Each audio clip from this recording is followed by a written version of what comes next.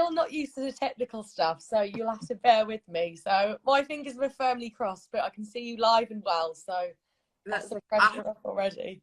Feels okay because I'm away at the moment. So yeah, I hope the Wi-Fi and everything's, the connection's okay. Well, mine's always dodgy, so yours is probably going to be better than mine, honestly. But it was your little boy's birthday, wasn't it? I saw on your Instagram. Yesterday. Oh my God, we've been away, and honestly, since we got here Tuesday, and he's been so poorly, and luckily yesterday he picked up a little bit. But yeah, it's been really hard. But yeah, he had a good time yesterday. Bless him. That's so typical. That's so typical. Well, I'm sending my love and well wishes his way. I was just on holiday and I got COVID whilst I was away for a whole week. So maybe the bad luck is in the air. So hopefully we've had it for the year. But yeah, so how are you other than that? How have you been? Yeah. I'm really good. Obviously, I've come away for a little break. It's been difficult because he's been poorly, but hopefully I'm here for another week. So hopefully we can enjoy, and yeah, I'm you've good. got the time. He'll come back kicking. Have you seen any of this series of Love Island at all? Obviously, you've been away, so it's not going to be priority right now. But have you seen it? Up to date, like, you know, on the Love Island page, I'm always watching like the videos and the little tips. Like the first looks, I'm always like, oh, what's going on today? So yeah, I have been watching. Yeah, what are your initial thoughts in kind of comparison to other years? How do you think it's kind of doing? I think it's a bit of a slow one. Yeah. I do feel like there's not really that. I mean, there's a few couples, isn't there? Like you've got Gemma, Luca. Who else have we got? Jackson, Paige, like Andrew. And yeah, I don't know. It's a slow one. I feel like they need to like throw a bit of Casper and more in there to like, a little bit. I think that's what everyone's always waiting for, isn't it? Just because that's when the heads fully like do a 360, not even just a little bit of turn. So we're all looking forward to that. So what would you say you've been up to since obviously having the crown? You were the OG queen. So what have you kind of been up to? Can anyone live up to you as the OG queen? That's quite a title. Do you know what I mean? So that's no bio. Oh my God, it's just been crazy. How many years has it been now? Was it 2015 I started? I want to say that. Yeah, honestly, it was just a crazy few years. Like so much fun, so much has happened. And then obviously I became a mum, so I guess I kind of calmed down. Like I went from this party girl to like, you know, being a mum, and I've met someone new. So yeah, like things are really good. Like life's good. And I saw you recently. I saw your YouTube vlog about your surgery that you had. Yeah. All recovered? Is that all gone well? Completely still really happy with it all? Yeah. So the surgery went so well. I think obviously when you have children, like things go a little bit, you know, and I just felt like I had to do it for me. Like I need confidence back, and yeah, I feel so good after doing it. It's like the best thing I've ever done. Don't regret at all. And yeah, I'm probably thinking about it, not gonna lie. I probably shouldn't say that on the live, but I am, so I'll come to you after. Honestly, do it because like if you're thinking when you said it was like it changed my life, I was like, do you know what, I think I need to start considering. 100%. If it's something you want to do, I think I always had great boobs, and I was always that kind of like, you know, doing the modeling and things like that. And then I had my son put on a lot of weight, lost a lot of weight, and they were just like, there was just like nothing left, and I was like, no, these have got to go. And you've described them as shriveled prunes on your video. Literally, they were like, you could literally pull them up here like this. I don't know if this is too bad for like daytime, I don't know, but but it's you being authentic, and I think that's probably why you got the crown on your head in series 1, because people just love how honest you are, do you know what I mean, and yourself, which is, I really appreciate it. I listened to it this morning and I was like, do you know what, she's a good girl. So yeah, we're all recovered from that. OG Queen, would you go, I know you've met someone new, which is lovely. If you were single, is Love Island something you would ever go back in, or do you think once is enough? I think once is enough, 100%. I mean, it would be so fun to like get all the like winners and the people that were like, almost do like a reunion kind of thing with like the I mean, we did that, and it was like, you know, everyone caught up and stuff. But yeah, it'd be so good to like do something with everyone together. Like imagine like a series or something. That'd be mad. obviously it went quite as kind of overnight fame for you. You went in not really having much going on, then you were shot into stardom everywhere. How was that dealing with that kind of overnight kind of famous? Was that difficult? Yeah, it was crazy, really, because as you say, we especially us, because we didn't know how big the show was going to be at first. Like, it just started, and we had no idea. And then you sort of go in, and I was like this, you know, this young girl that was a little bit of a lost soul anyway. And then I come out, and you know, there's like patch. You're going to premieres. People are stopping you in the street, like asking for pictures, and it's, you don't get a minute break from it, and you're like, Jesus, like this is crazy. So yeah, it was mad, and even now, like you feel like your whole life is, I don't know, like everyone's, I guess, in your business all the time. You go really have a private life, anything you post, anything you share, but you get used to it. You get used to it. It's crazy. Do you stopped in the street in places where you go, selfies kind of thing? Does that still go on? Yeah, it still happens wherever I am. Like people, especially like young girls and stuff that have been following me a while, and it's nice because they come up to me and they're like, "Oh, I followed your journey for so long," and you know they've been there from day one, and they still support and still, yeah. Have you had any crazy fan experiences? Any kind of stalkery things go on a bit too much? I mean, no, nothing outrageous. Nothing outrageous. I mean, you know, some things are strange and like, but apart from like, you know, the usual trolls and the messages, nothing crazy. Okay, good. So are you still in touch with any of your co-stars? I did see on YouTube there's like a little reunion where you and Hannah brought your babies along, so that was quite cute. But are you still in touch on a regular with anyone at all? Yeah, so I would say like me and Hannah speak quite a lot. I feel like we'll always be friends. Like she's such a babe, and Callie as well. Mm-hmm. Like Callie's so sweet. Like I love Callie. I feel like we'll always be friends as well. I'm trying to think who else. It's been a long while though, so there's been those two. We'll definitely still always be friends, 100%. Kind of had a head start because I was reading earlier that you were in the dry run. So I've not even heard of this dry run thing before. So I'm really intrigued if you can kind of tell me a little bit more of what that was. We kind of like guinea pigs, I guess. Yeah, well, this is actually crazy. And this is like why it felt so crazy to win, because I remember getting the initial Facebook message saying, "Oh, you know, come and have the summer of your lifetime, blah, blah, blah." And I was like, okay, cool. Like, didn't really think anything of it for, you know, I might get it, I might not. Because I was actually in talks with MTV before. I think they wanted me to go on X on the Beach, and I didn't end up doing that, which I'm obviously glad I didn't now.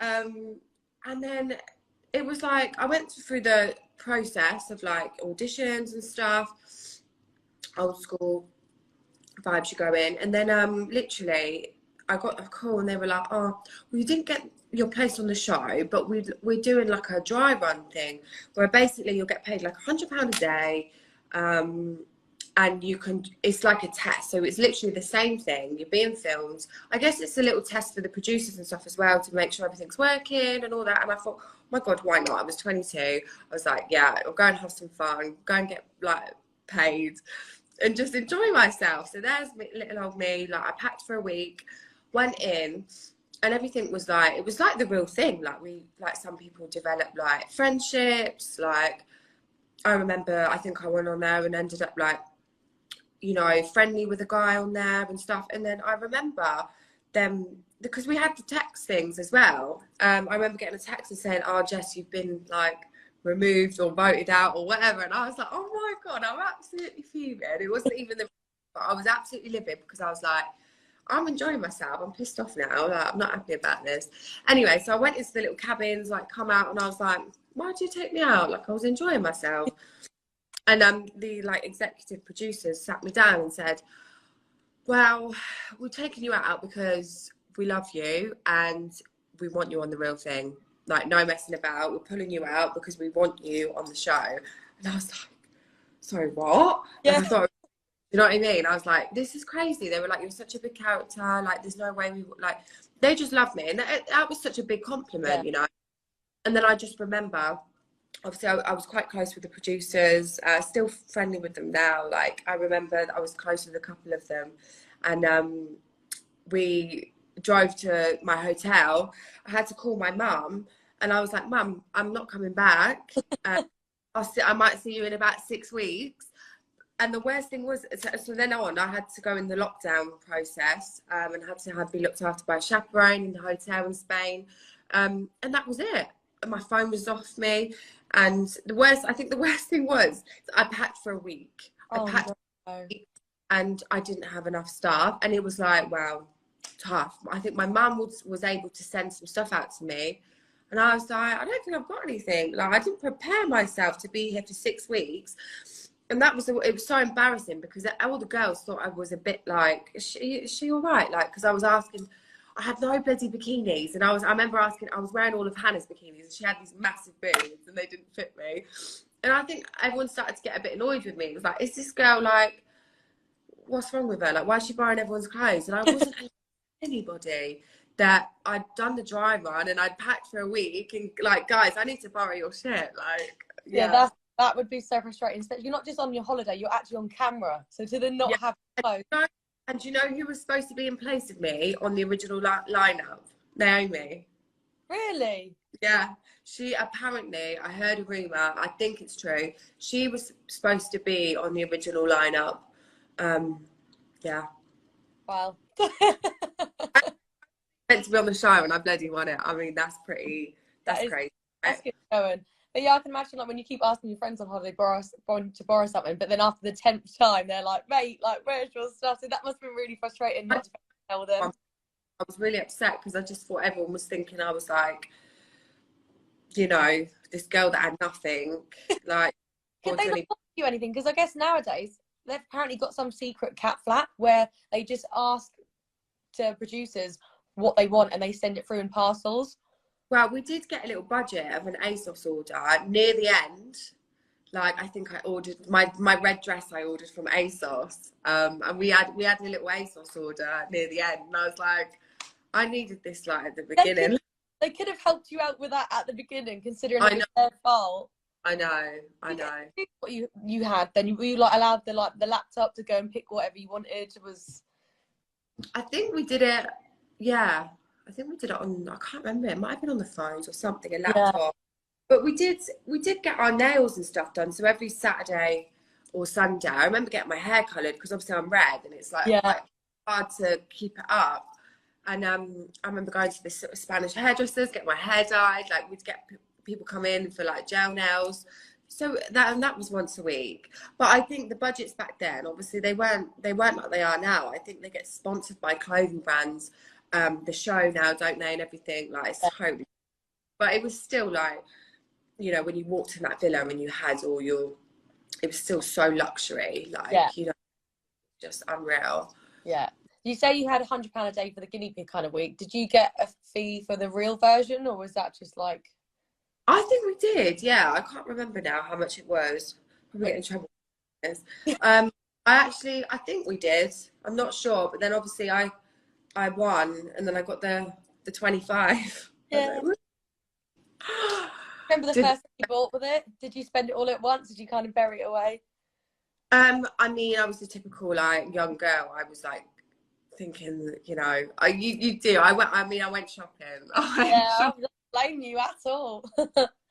So thoughts on the new series? Would you change anything about the show and the way it's run? Like, obviously you haven't been in there, you know the highs and lows of things. Is there anything you don't like that they've kind of still got? They didn't have Casper and more when we on our one. That would have been interesting. Oh my god, that would have caused so much dramas. I feel like in ours were quite feisty and quite. There was a lot of drama, a lot of real drama, and it was so authentic and real. I feel like now everything's quite forced. Yeah, and that's why you don't. I feel like the genuine connections don't start very soon. Not like they did. Casper and more would have been fun. Yeah. What do you think the biggest difference is between kind of like series 1 and then series now? Do you think it's obviously people know what they're going on there for? You guys had no idea whether it was going to pop up or not. So do you think maybe like Islanders' intentions perhaps of like going on. Yeah, I feel like sometimes someone will do something, especially that don't play up to the cameras, like that, for example, that Ekins. So I feel like it's like they know, like you can see them sort of playing something out, like trying to cause a bit of drama for the scene because they know what they need to do to stay on. Yeah. And I think it was so authentic. Like I remember when we did it, there was genuine connections on like day 2. Like it was raw, it was real. We didn't know. Like it was like the cameras weren't there, you know? Yeah. It was just very like, we've been thrown into this villa and everything's genuine, and it was just so real. It was so real. That's what I say. Series 1 was like so untouched and compared to what it is now. Everyone was so kind of, would you allowed to drink more as well? Because I know there's a 2-drink limit now. We weren't, and I think people think that we were. I know they used to film like us smoking. That used to be like the gossip corner. Like I shouldn't say that, but I loved it because that's where it all went on. Like literally, like that was the spot, wasn't it? Everyone would like have a fag, and I swear to God, we were so bored in there. We must have gone through like 40 a day, like each. And there was people in there smoking that never even smoked. It was just like, there was nothing else to do apart from smoking, like gossip. But yeah, it was still a 2-drink thing. There was a few nights where we could like have a little bit more. But it was weird, like off 2 drinks, you'd feel like you were drunk. Do you know what I mean? Smashed. I don't know whether it was the sun or what, but yeah, combination. But we were allowed a little bit more, I think, when the boys did a night out or something, and I just remember throwing up. Like I was really ill. I remember that. But no, the alcohol limit was still pretty low. Yeah. Still low. Did they have producer input kind of thing as much as they do now? Because I know they're kind of like coaxing to saying things, go over there. Are you sure you want to? Like, if it was getting a bit dead, or like they thought, oh, you know, it'd be a bit like, you know, we'd be having a chat about something, and they'd be like, can you do that chat? Like, you know, can you talk about this? Like, do you know what I mean? Yeah. Like what we're already talking about. But most of the time we were just left to our own devices, you know, like it was just, we were just left to just do our thing, sorry. My pleasure.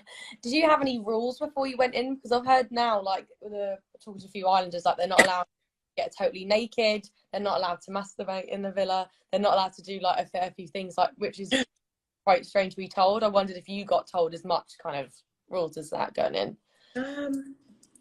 I mean, I think a few people got naked and jumped in the pool, so I don't think that was a thing. That wasn't a rule. I mean, masturbating.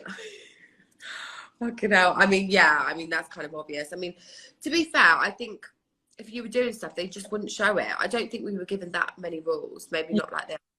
I feel like on our one, we got done dirty because like all the scenes and that, they were shown.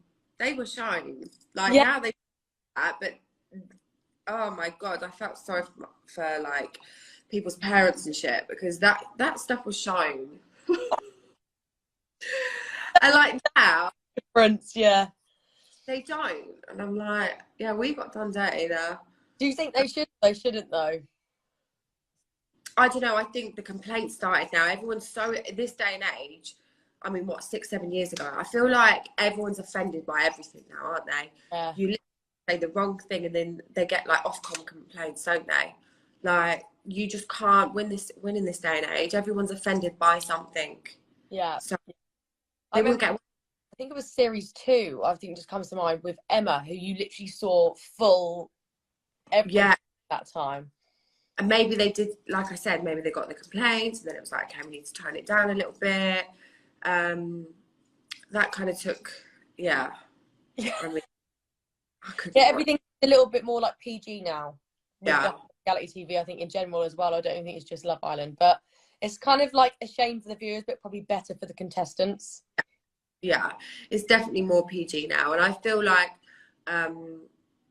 reality TV won't be the same again, you know? Like, I wish they'd bring Big Brother back. Yes, literally the same, like what I was going to say, like the Big Brother era was, just so, and like you say, like I feel like the first, second, third I'd say up to like Molly Mace like series. I remember the second and the third series of Love Island being so good as well. Like I love, and I feel like they picked, like they were really really good then. But I do feel like it's such a shame because I feel like we were the ones that made it what it is, but we're very forgotten about now.